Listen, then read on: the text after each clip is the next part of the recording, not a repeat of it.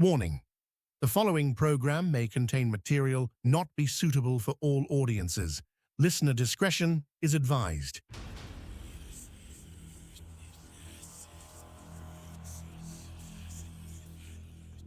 They say for every light in this world, there is a shadow waiting to reclaim it. We've been told what to believe, what to fear, and exactly where the boundaries of real end. But tonight, we're crossing those lines.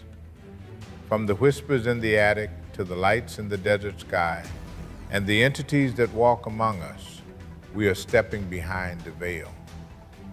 Transmitting from deep within the mountains of West Virginia, it's time to seek the truth.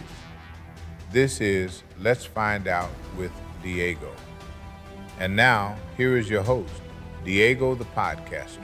On this episode of Let's Find Out, our guest has always been a storyteller of sorts. He's an Air Force veteran, ordained minister, retired nurse, author of faith-based Western books and award-winning ghost stories. With 24 works of fiction that border on the edge of history and the supernatural, available for all to read. Hear me now, believe me later. He's just getting started. All this plus more. Please welcome our new friend and first-time guest, author Jack LaFountain. Jack, my friend, welcome to Let's Find Out. Oh, thank you. Glad to be here. Looking forward to sharing some stories with you. That'd be great. I mean, as we were talking on the pre-interview, I was going through your website and everything in here. I want to talk about everything. Everything looks good. Okay. And actually, I have to thank our good friend, author, also Justin Grammer, for making the connection. And now I have you on the show. Justin's a heck of an author, and he said you got to have Jack on. He's got some great stuff to talk about. So here we are, my friend. Oh yeah, I saw Dustin not too long ago. We were at a book fair together, and we hadn't really met, but our booths were side by side. And while I was unloading, my partner in the company, she said, "Hey, Dustin here's got your book." I said, "Really?" Yeah, we had a mutual friend, and yeah, it was good to meet him. And he's a great guy, great author. Yeah, I bug in about every other day. We're talking bouncing ideas back and forth. He's always writing stories. I'm always booking the guests and telling him, hey, what we're up to. Is one of those things also, not only with authors and podcasters, but everybody has his own individual cheerleader towards each other. We all want to do well. We all Yeah. want to get creative. We all want to write our books. And no, perfect. This is perfect for the subject of tonight. We, and I'm looking at your bio. Very, I mean, you've had many careers. I don't even know where to begin because I know Air Force, ordained minister, and a retired nurse. Now, during all those years, you were active in those careers, and I know you're still active Air Force. Did you have any inclination or any envision yourself becoming an author? Were you doing any writing at that time?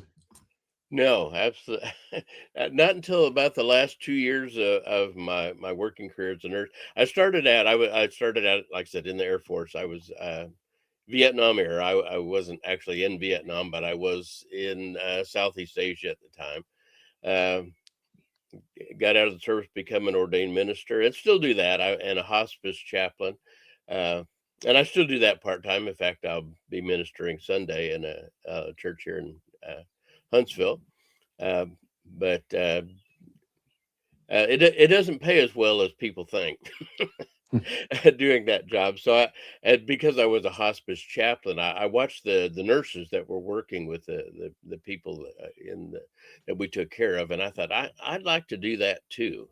And so I went to nursing school, became a nurse, and worked as a nurse for about 25 years. And strangely enough, never once got to do hospice work. And nursing, that's hard work, man. And I've been to the hospital several times and doctors' offices. They're some of the busiest people in the whole area. Oh yeah, yeah. I worked most of the time. I did a lot of travel nursing, so I traveled around the country doing it 13 weeks at a time, and most of my time was spent in the ER, and I enjoyed that. It was a good time, and uh, people ask me sometimes, "Do I miss it?" And that, not really. I kind of got sidelined. I had to have back surgery, and that just I couldn't go the 12-hour shifts anymore after that. So I retired from that. When I retired from that, I started writing full time, and so I've done about 23 books since then. Well, let me ask you this, not to get too personal. How long ago did you retire? I retired in 2019, so Okay, I've so been a bit busy. I'm looking at my no, yeah, I'm looking at my calendar to my lower right, and I'm doing the math. 24 is 2026. I mean, that is an amazing amount of work. What I would say, consider a short amount of time to have that many books out. So, what was your first book that you wrote? The very first book I did actually has another title now. Right now, it's called "Death Rides the Red River." That wasn't the original title. I self-published it um, in a couple years before I tried. I remember exactly right now which year that was, but I self-published that. It really didn't do anything, and then I joined up with a another publishing company, and they wanted to redo it, redo the cover, redo the name, and republish it. So yeah, I went with that after Um, so then there was a name change. Really, the content didn't change any at all. And during that time, were you? Because I know you write westerns, and I would imagine that subject can get kind of tricky because it's in a way kind of a short period of time. Yes. There's so much material to cover, and I tell you, one of my favorite podcasts to listen to, and I'm not gonna mention the name because I don't want to get in any kind of trouble. One of the main things he covers is, yeah, they cover stuff like Pat Garrett, Billy the Kid, Right. and of course you get into the feuds between families back in the day and things like that. But they cover a lot of things about like lesser known outlaws and stories like that. Right. So, what part of Western history did struck you the most? What was more interesting for you? Well, what kicked me off with that book, that the Death Rides the Red River is a western. I did a short story before I did the book. Just it really never went anywhere. Just did it for myself. But the idea behind the story was during the war between the states, both sides uh, employed werewolves as terror weapons, and this story is based on the idea that each side had their werewolves, but when the Confederacy collapsed in the retreat from Richmond, that all these werewolves were basically got away. And now that the war is over, um, people in Congress they want to make sure that basically the public doesn't find out that they're out there and cause a panic. So they employ a couple of the fellows that were sort of their keepers during the war to hunt them down, and that's what that book is about. My editor that I have now calls it Men in Black before there were Men in Black, because their job was to hunt these werewolves down and get rid of them and make sure nobody knew what was really going on. So, right off the bat, you just throw a little bit of spice in there with werewolves in a western. Now, were you always interested in that subject? Because I mean, everybody has a favorite um, type of movie for werewolves. Mine is, Silver Bullet and then American Werewolf in London. Is there anything that kind of inspired you to write about werewolves? Um, Not other than that. From a very young age, I was very into the Universal Studios monsters, and the Wolfman was my favorite. The two you mentioned were again are a couple of my favorite movies. So Silver Bullet and American Werewolf in London. Uh, I really like both of those and watched them. I don't know how many times, but a lot. And so yeah, and people I tell them I love my werewolves. They're in that Western series of stories, and then the biggest series of stories that I got started with Bayou Moon. Basically, is the Cajuns werewolf, which is called the Rougarou, and that runs throughout there. We're now I just put out the eighth book in that series, and yeah, the Rougarou runs all through that. So it And is. Go ahead. No, I'm sorry. I need to No, cut you off. When it comes to doing the research in these subjects, where do you go to? I mean, are you looking at websites more of a paranormal angle? Are you looking at the history or the folklore in your area or other states? uh, kind of both. I mean, I look at sort of some of the modern works and theatrical works, but for the Rougarou especially, I did a lot of research on the Cajun lore, but also in kind of predating their being in Louisiana. I know that I speak just a tiny bit of French, and a lot of the French people tell me no, it's not Rougarou, it's Loup-garou, and yes, it is. If you want to talk about werewolves, but the term the Cajuns use that came from when they were in Canada before they were displaced to New Orleans, and it was a mixture of French and Native American. Uh, and so that's where the term came from. But I did a lot of research on some of the tales, both from early France before the big migration, and also the like I said the Canadians in eastern Canada and Native Americans that were there. And there's so much to really cover because each talk about Native Americans, you talk about French, you're talking about you probably Germany. There's so much to pick from there. You managed to put it all in a, I would say, very original look at werewolves and rougarous, which leads me to the next question. Not really werewolf related because I'm going down again on your website. It's Yeah, one of the books I was going to talk to you about here because this show loves the subject of Sasquatch or Bigfoot or right. Yeti. I'm looking at the cover of Tracks, and then the question begs this: why Bigfoot? The different types of themes that you write about. This one sticks out to me. Is have you always been interested in Bigfoot? Were you an active watcher, like in of the Gimlin film, and documentaries about Bigfoot? I was, and I grew up actually in Northern California in the Sierras, um, not really very far from where the Gimlin film was actually done. And in the summer before I went into the service, I happened to be even closer to that area, and there's a sort of a tourist site there, but they had a huge gift shop, and they had footprints, they had uh, pictures, stills from the Gimlin film. They had books, some of the early books on Sasquatch, and I got interested in it then. And then after I retired, I moved to well, I was in Washington State when I retired, and I moved to Idaho after that. And just a lot of the stories that I picked up in in tracks. I do write. I write fiction, and I tell people there's four stories in tracks, and they're fictionalized, but they are based on stories that people told me about encounters that they had had, about things that they had seen or experienced.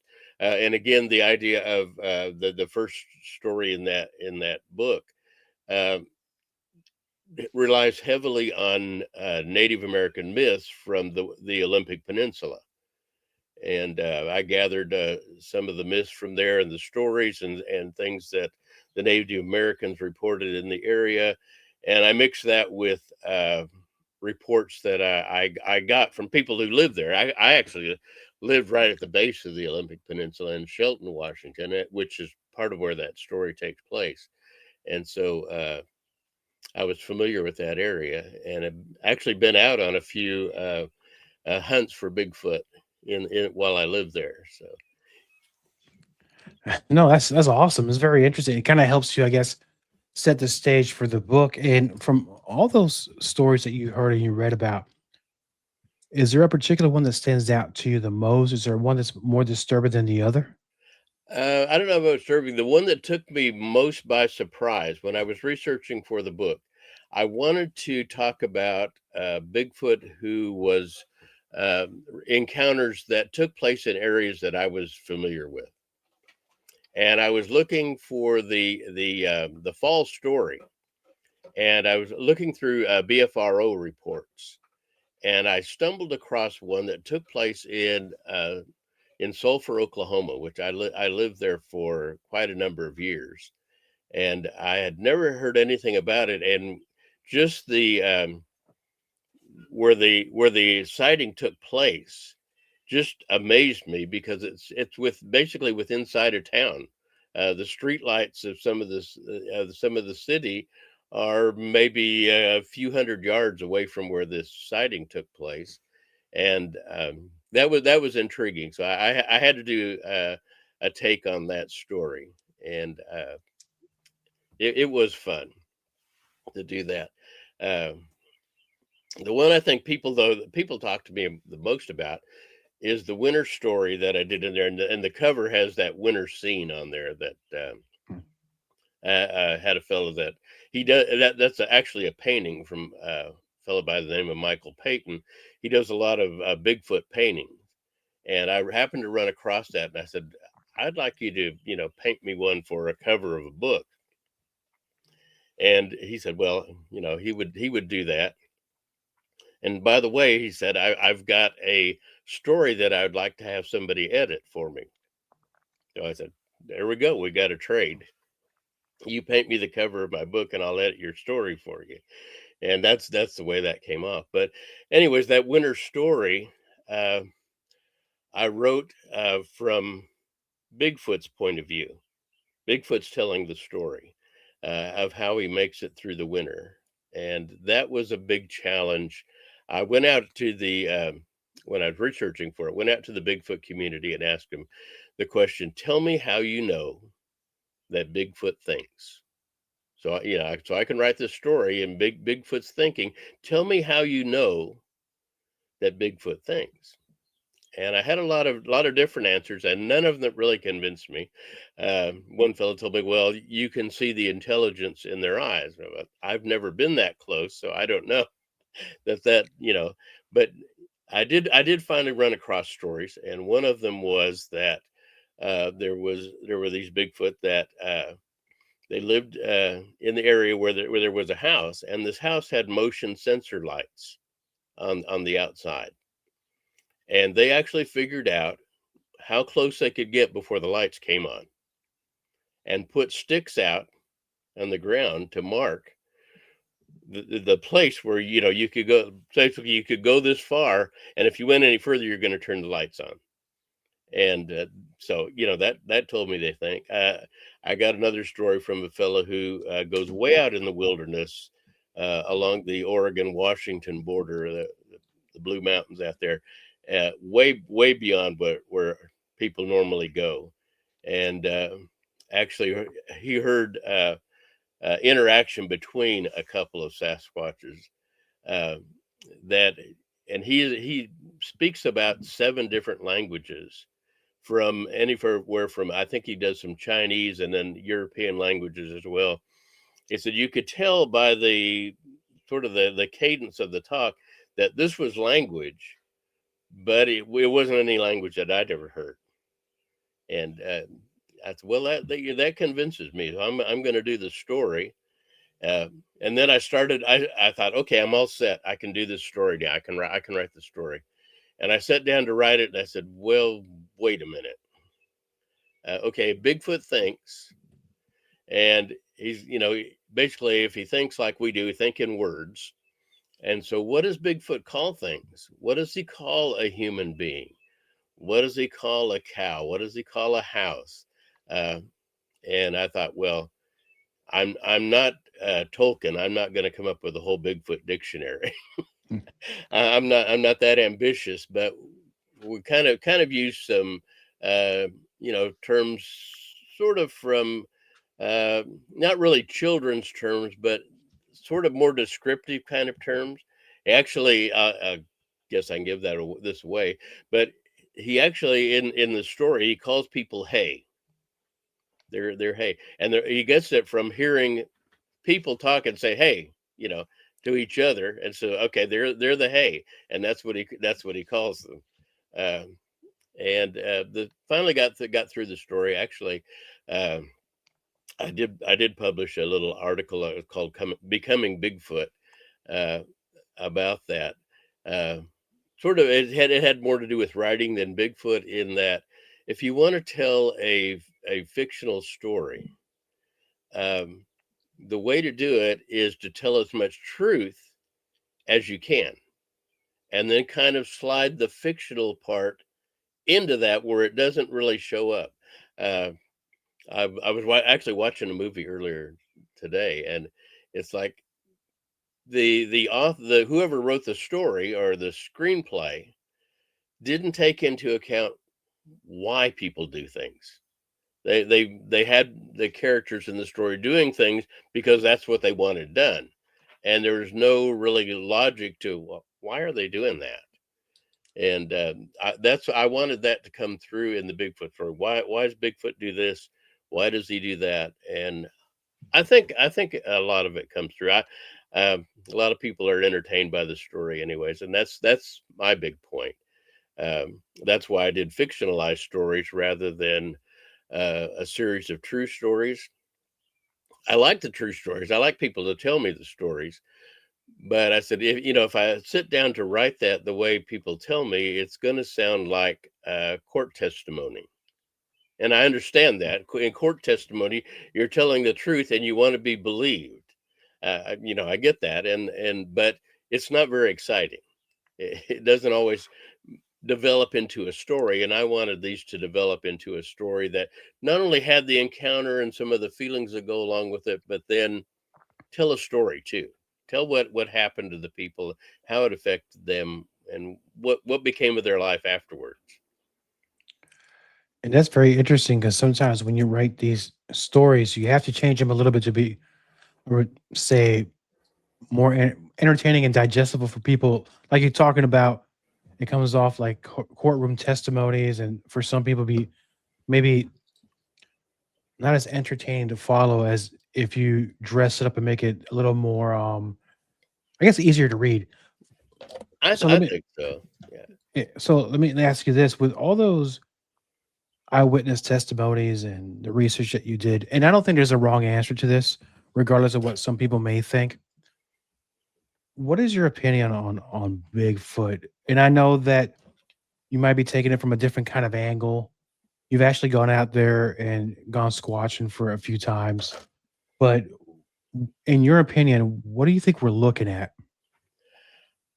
I think probably the first thought I have of it, and I'm open to some others thinking on it, but the Native American lore that I have in tracks in that first story that comes from the Salish Indians up in the Olympic Peninsula area and down to Oregon.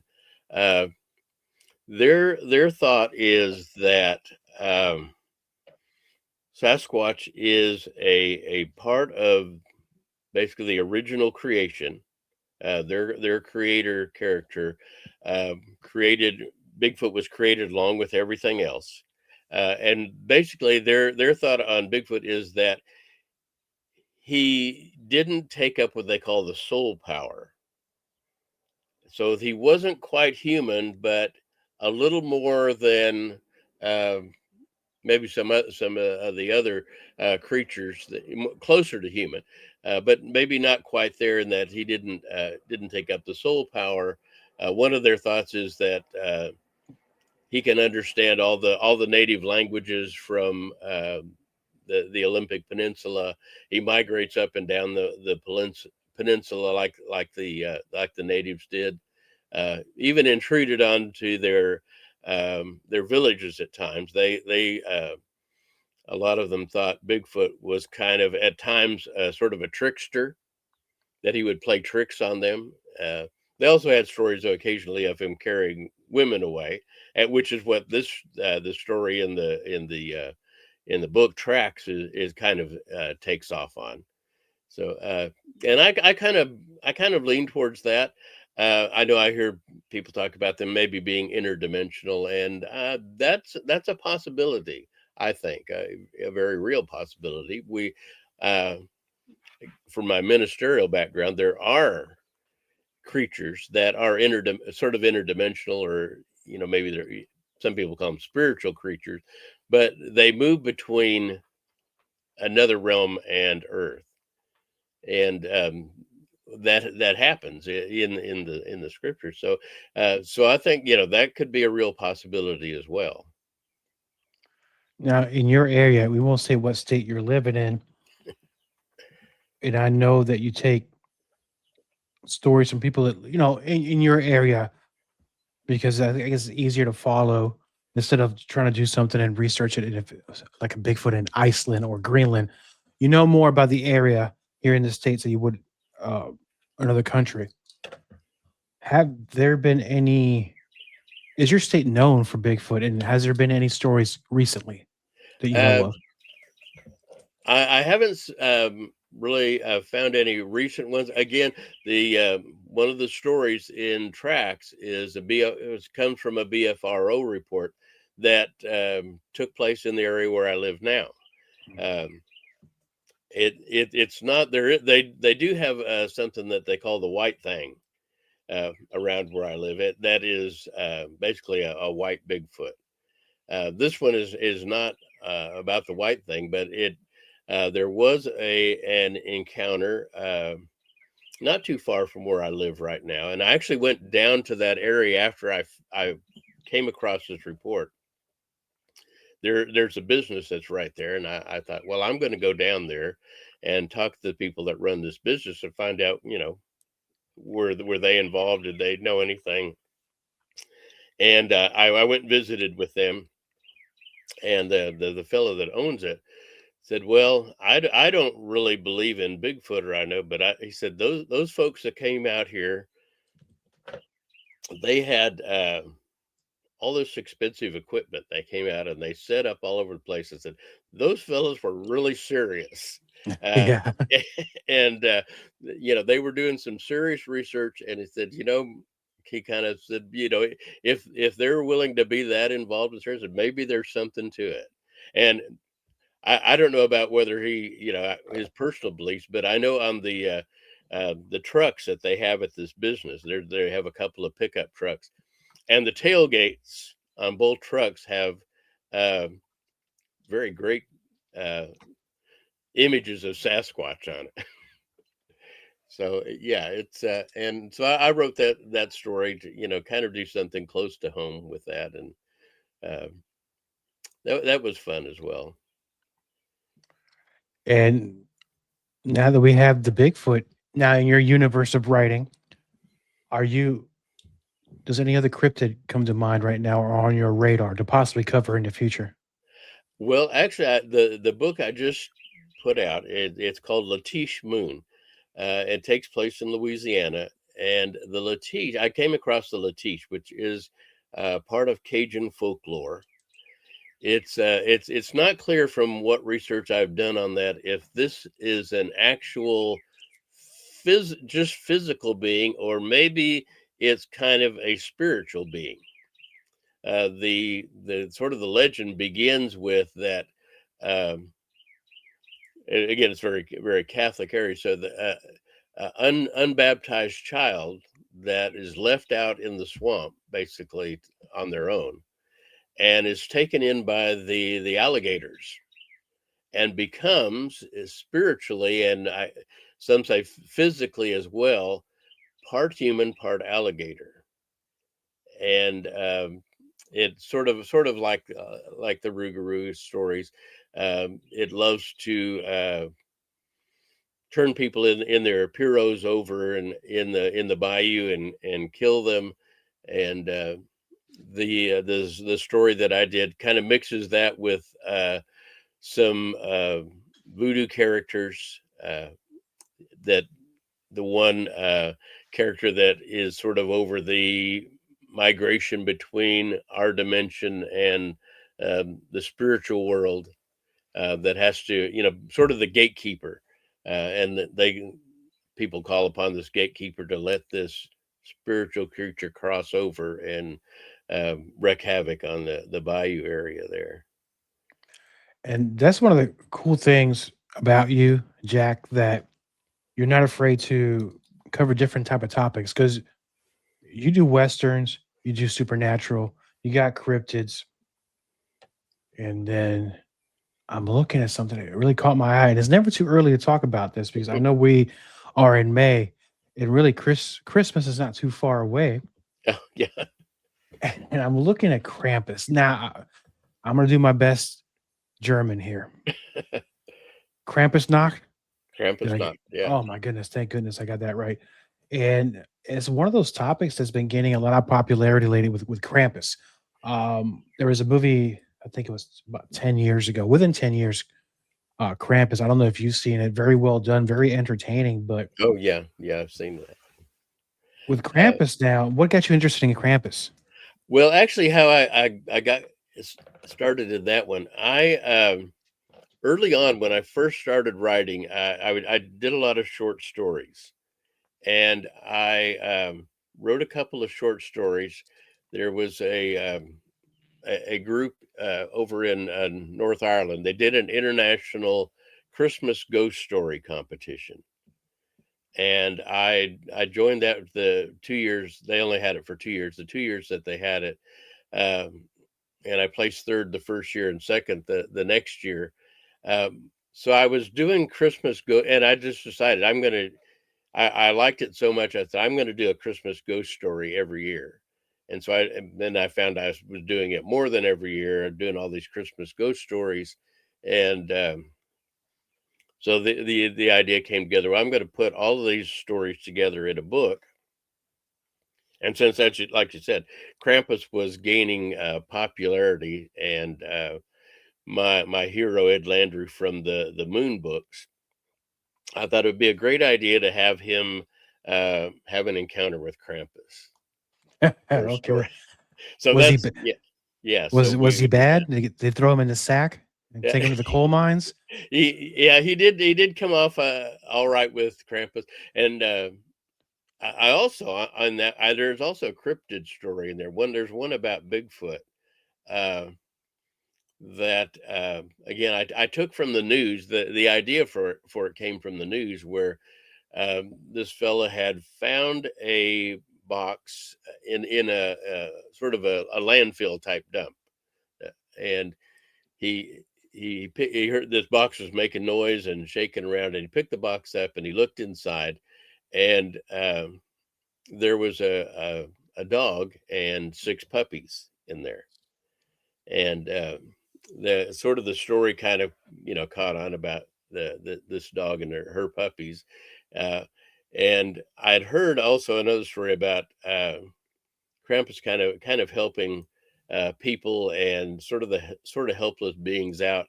And in this story, this fella finds these puppies, but he uh, he has an accident and loses them, and uh, Bigfoot picks them up and drops them off on his door. The whole box full of the dog and the puppies, drops them off on his doorstep and leaves them there, but still hangs around for a while. So he has some encounters with. He's actually out in the woods, and it's set in Northern California around the place where the Gimlin film was done, and he has some encounters with Bigfoot there, uh, and again, it was just a fun idea for Christmas, something different for Christmas to tell.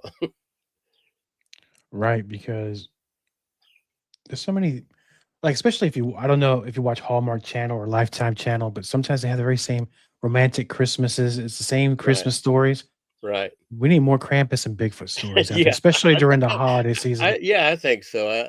And that's kind of my weird thing on Christmas. One of the other stories in the book is that a fellow goes to one of these Christmas pop up markets, Christmas bazaar, and he buys a wallet, and it turns out the wallet is haunted, and the ghost that's attached to this wallet follows him home. So, yeah, like I said, I like the Christmas ghosts. And that's a tradition that used to be, and not so much anymore. And that's where the Christmas Carol came from. That was tradition in that time in England, that you told ghost stories around the fire in the wintertime and around Christmas time. That's kind of a tradition that I wish we could keep continuing story continue going because I know Christmas is Christmas, but sometimes you want to mix it up a little bit. And I know times are changing, and maybe traditions will also come from the past will come to the future again in present time. Now, I know that we're talking about 24 books, and I know you always got something always cooking.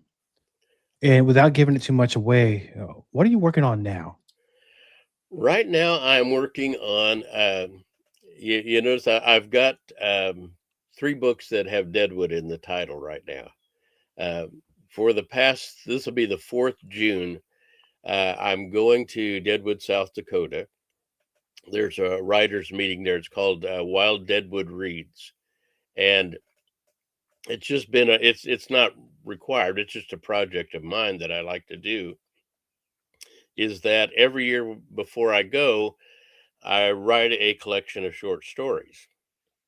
And so I'm working on that right now. I've got um, basically to write the end of one last story, and that one will be done. And I can turn it over to the editor and let them take off with it. But I've kind of done that. I kind of sort of, although I don't always admit it, snuck myself into that book. Well, all of those books.